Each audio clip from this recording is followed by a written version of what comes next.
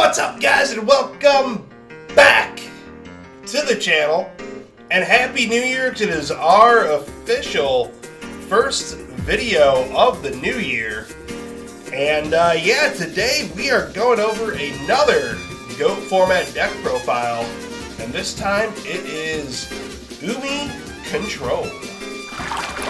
Alright guys, so the deck profile that we are going over today is going to be our Umi Control. And with this, it's going to be a whole lot of like level manipulation going on here.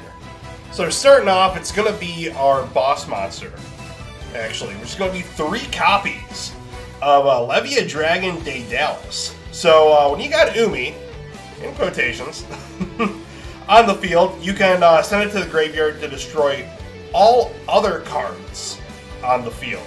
So you can just leave him right out there. Nice thing with him is if you have a Legendary Ocean on the field, since that decreases all of your water monsters in hand and on field by 1 level, he'll only be a level 6, and he'll only be 1 tribute. So you can throw him out pretty quickly, as long as you got a Legendary Ocean out there.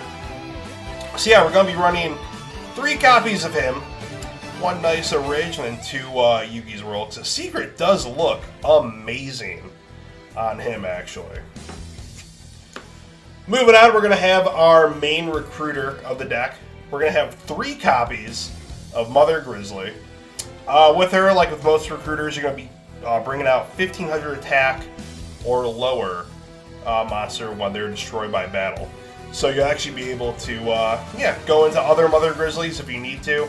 Go into, I believe we have a few other solid picks as well, too, in here. Yeah, we do. So, yeah, Mother Grizzly, very solid recruiter for the deck.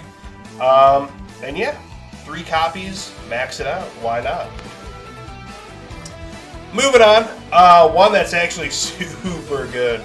Abyss Soldier, who's actually kind of hard for me to pick up locally. He's not one that many people have just in stock. So with him, once per turn, you're able to discard 1 monster to the graveyard, target 1 card on the field, and return it to the hand. So, very good for bouncing cards back, any kind of problem cards. You know, there might be Jinzo, a little bit of an odd one, but like Spell Canceller as well too. That might be one.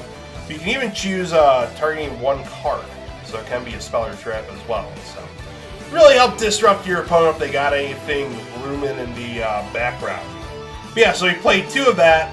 Nice thing too with it being a water, you can discard a Sinister Serpent as well too, and just kind of recur that back and forth, like you would almost with like Tribe Infecting Virus. So moving on, we got 2 Mobius, very solid Monarch card. Not only that, he's water, so might as well toss him in here, right? So yeah, we run 2 Mobius. We run 1 Yomi ship, so if he's destroyed by battle and sent to the graveyard, you can destroy the monster that destroyed this card. So very solid, 1400 defense as well too, so he's got a pretty solid stat line. Similar to like a Man-Eater Bug, Old Vindictive Magician. No, it's not too bad, not too bad at all. I'll play a little bit more defensive with it. Then up next we have a few more 1-ofs. So we have Amoeba. So this card's it's an older card. When it's face up on the field and control shifts to your opponent, inflict 2000 points of damage to your opponent's life points. So we do have creature swap in here. So it's just a little 1-2 punch that we're playing. Again, just help kind of dwindle your opponent down. I mean, you have Daedalus in here as well too.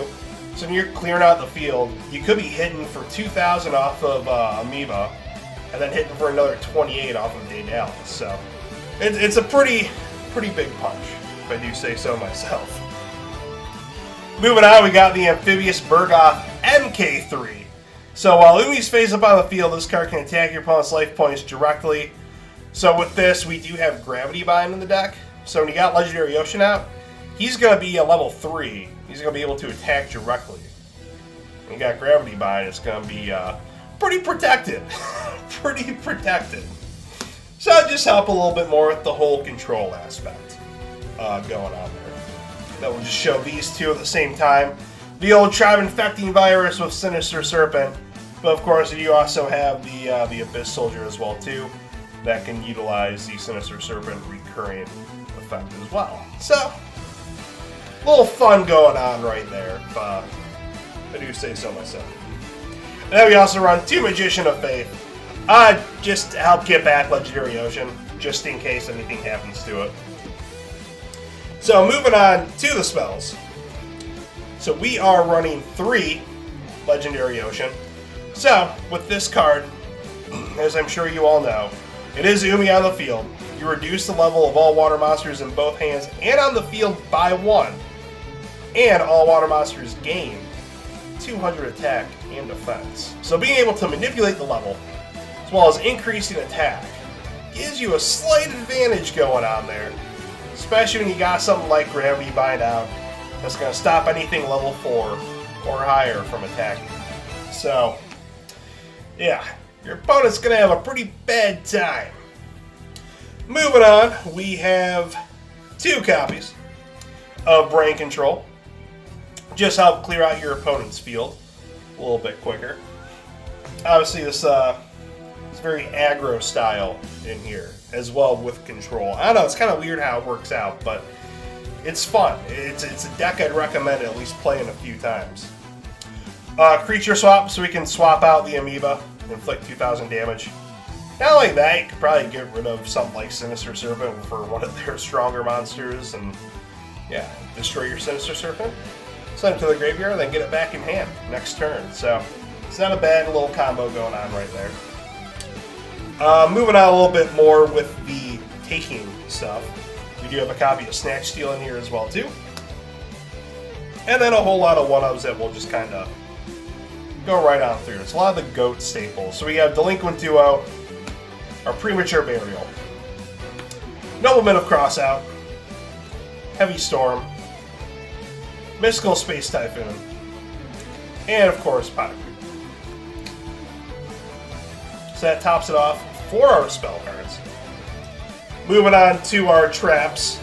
As I've been talking about this entire video, we run 3 copies of Gravity Bind, so anything level 4 or higher cannot attack. So pretty good, if I do say so myself. So obviously you want to be able to see this card. Like I said, it's going to lock up your opponent.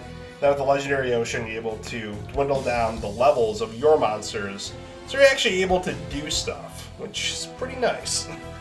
It's always nice when you can do more and your opponent can't do anything, right? That's what Yu-Gi-Oh! Is all about. We got 1 copy of Solemn Judgment, 1 copy of Torrential Tribute, 1 Mirror Force, and then, of course, 1 Call the Haunted, which is what finishes up our nice little Umi control deck, I guess is what you could call it. Moderate control, maybe a little more aggro, but this is a deck that I find pretty fun. I mean, you guys let me know what you think you'd take out, what you would put in, what you would change about it. I always love hearing your guys' ideas. It helps me make these decks even better. I know a lot of these kind of teeter on the line of maybe like competitive casual a little bit.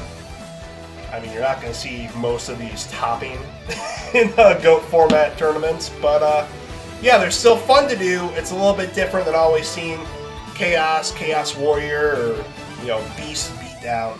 But yeah, you guys let me know what you guys think about the deck. Let me know your ideas about it as well too. And of course, be sure to have that TCG player link down below, fulfilling all of your GOAT card needs. And yeah, be sure to check out rpkgaming.com as well too.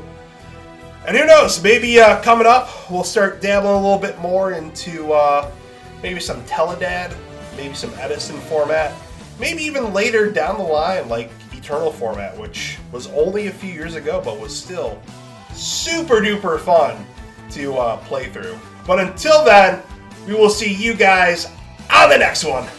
Goodbye, mwah, and good night.